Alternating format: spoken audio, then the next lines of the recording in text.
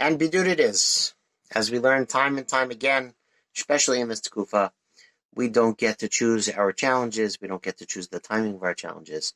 We do get to choose how we cope and respond to our challenges. I'm reminded of a story, unfortunately, a tragic story of a couple who had an only son, and that son was tragically killed in a car accident. And the two who were lively personalities before, their path in life took a completely different track after they lost their son. The father, certainly understandably, but tragically, the father, after Avelus, went into a depression and basically did not leave the house after that. And the mother, after the tragedy, started an organization of driving safety and of supporting parents who lost children in traffic accidents, and became extremely active in the community and became much more alive after the situation.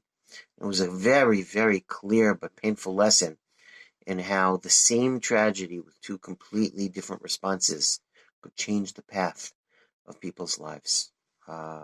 So as we walk into different challenges, we are constantly reminded that our nisayon actually starts after whatever that comes, not before, not during, but how we cope with it is what starts. Okay, in today's Shmooze, I'd like to talk about Aseret Simei Tshuva and the time we're in, and particularly our Aseret Simei Tshuva this year.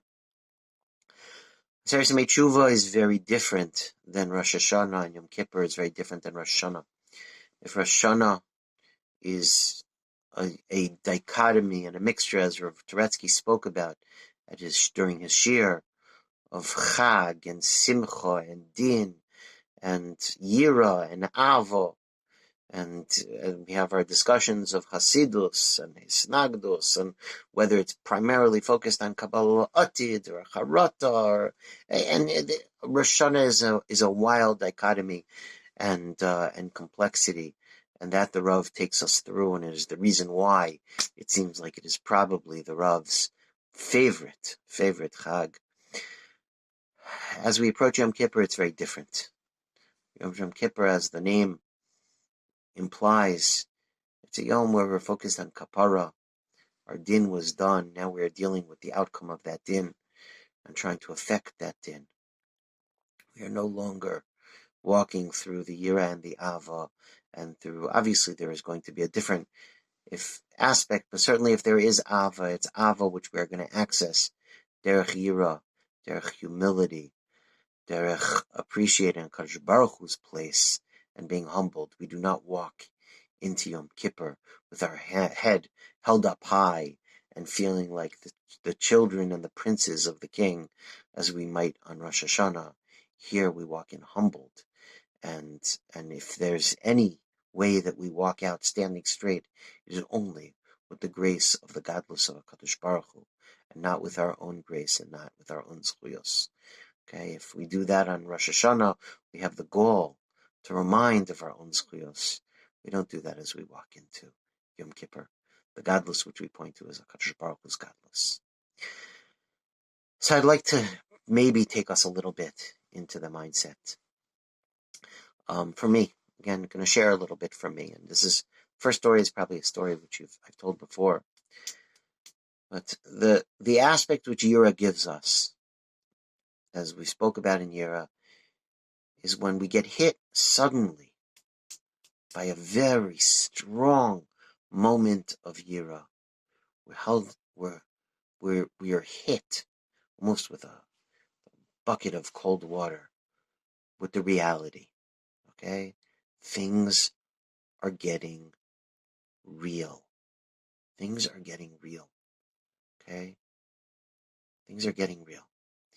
The Rambam, in that same Rambam which I kept quoting of Uru Yeshenim Misheinoschem, wake up, Lefichoch. So the Rambam, interestingly, doesn't tell us simply to realize that our life is in the balance. He actually goes the opposite direction.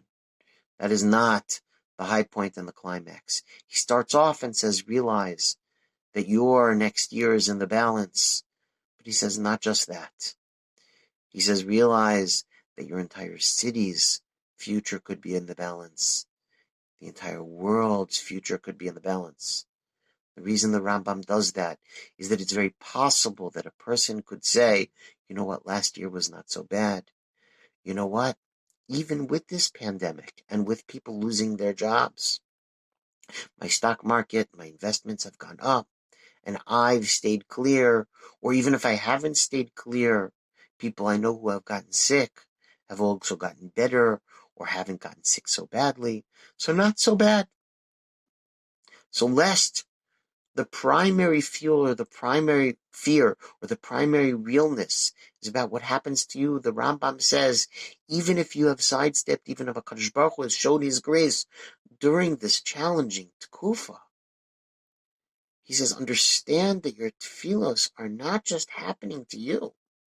Understand that your tshuva is not just happening to you. It's affecting everybody else and the balance of everyone else. And that reality, you cannot fool yourself around. You would have to be blind to look around and say, last year was not so bad. Okay? We know people close to you. There's nobody here who doesn't know someone close to them who lost a grandparent early, who has someone who's suffering, who has people who have lost jobs. To not realize that that is also on our tshuva. Okay? Kadosh Baruch Hu gives us the kli and is out his total rachamim, that he is a way for it to become real for me and for me to survive it. And the Rambam says, a person who has something which happens in his surroundings, or a challenge or a nisayon, and he doesn't turn back and say, what am I supposed to do with this? How is this supposed to change me? The Rambam calls that achzarios. A person who says that was just luck, or I was lucky that I sidestepped it. Okay? He doesn't call that choser emunah. He doesn't call that a shortness of bitachon or a lack of intelligence and foresight. He calls that achzarios. You know why it's achzarios? It's achzarios because HaKadosh Baruch Hu sent something difficult, whether to me or to those who surround me, and I didn't use it. It went to waste, and now HaKadosh Baruch Hu has to send another one. Or even if not another one, that lesson and nisayon which someone felt pain from was wasteful. It's my achrayos that the things which happen in my surroundings do not go to waste. If something happened to my neighbor and I wasn't misorah from that didn't change me, that didn't make things real for me, that is achzarius for me, both on myself and on my neighbor. Why? Because something happened and I wasted it. Things which are happening are real. I remember myself, and this is a story which I've definitely told before, but I tell it to myself a million times as we reach this tkufa, so I don't mind telling you again.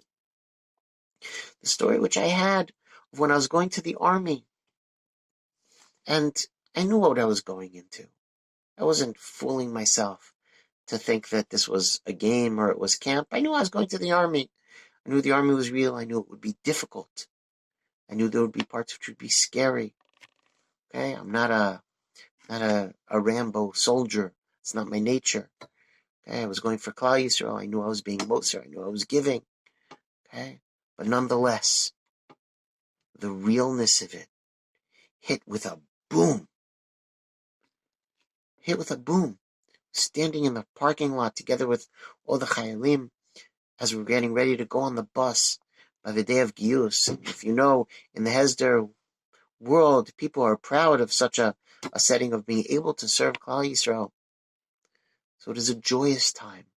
We're dancing, and we're dancing the appropriate songs of going out, and Shomrim Hafgid, and everyone's dancing in the parking lot, very proud, and their parents very proud, and crying with pride. And then all of a sudden that came to a halt. We had one fellow Talmud from Yeshiva here, who was an only son. Now an only son in Eretz Yisrael does not have to fight in a combat unit. And his parents were particularly anxious, and they didn't want him to fight in a combat unit. But in Hesder, it's an honor to be able to serve in any way that you can. And he didn't want to be mevater. He didn't want to let go of that opportunity. So he begged his parents to sign off on letting him serve in a combat unit. His parents acquiesced hesitantly. And we're standing there in the parking lot, and suddenly the rumor starts to spread of where we're going to be serving. And the rumor spreads that we're going to be in the tank unit called 188. Barak. 188. For me, it meant nothing at the time. Say, okay, 188, great. Okay. 188 was the unit which serves on the Syrian border. After the Yom Kippur War, got the name of being the speed bump of the army. Because during the Yom Kippur War, many of the active soldiers got killed.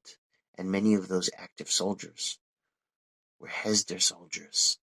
Because most of the Hesder soldiers at that point who served in combat went into tanks.